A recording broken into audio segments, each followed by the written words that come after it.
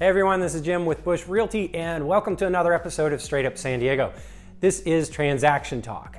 So these are a series of videos that really tell about the nuts and bolts of transactions in California.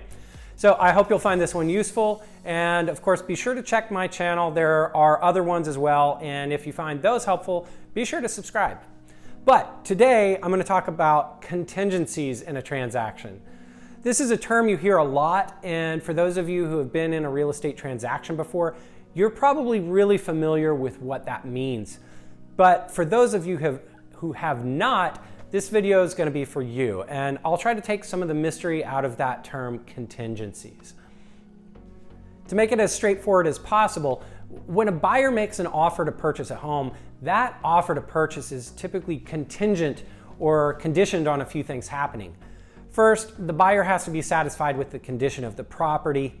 Second, the buyer has to be able to get a loan. And third, the home needs to appraise, meaning that the home is worth enough to secure the loan.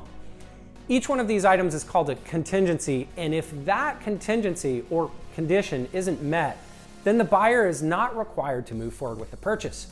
For example, the buyer might find out that the home was poorly constructed, or say the buyer failed to qualify for the loan. Or maybe the appraiser decided the home just wasn't worth the purchase price. All of these would be contingencies that could potentially stop the transaction from going forward. Now, these ones I mentioned, they're not the only contingencies that might be involved in a purchase. They're just the main ones. For example, a buyer could condition their offer on the sale of their current home.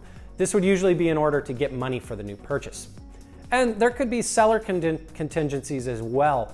One common example is that the seller might condition the sale of their home on finding a new place to live first. This is a super common contingency. So what about this removing contingencies?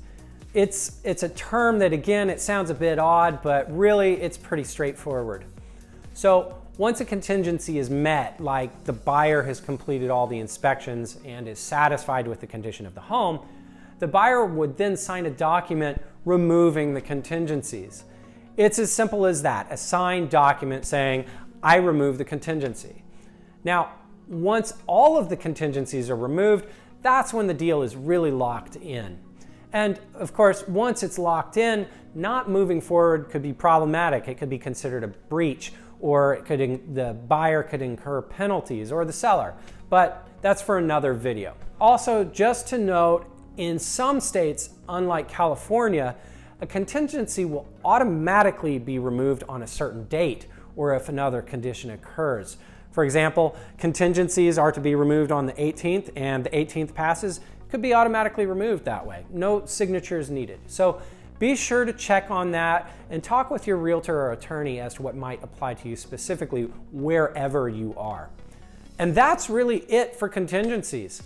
I hope this has cleared things up, and if you have any questions, leave them down in the comments, or you can reach out to me directly. So be sure to subscribe, and I will see you next time on Straight Up San Diego.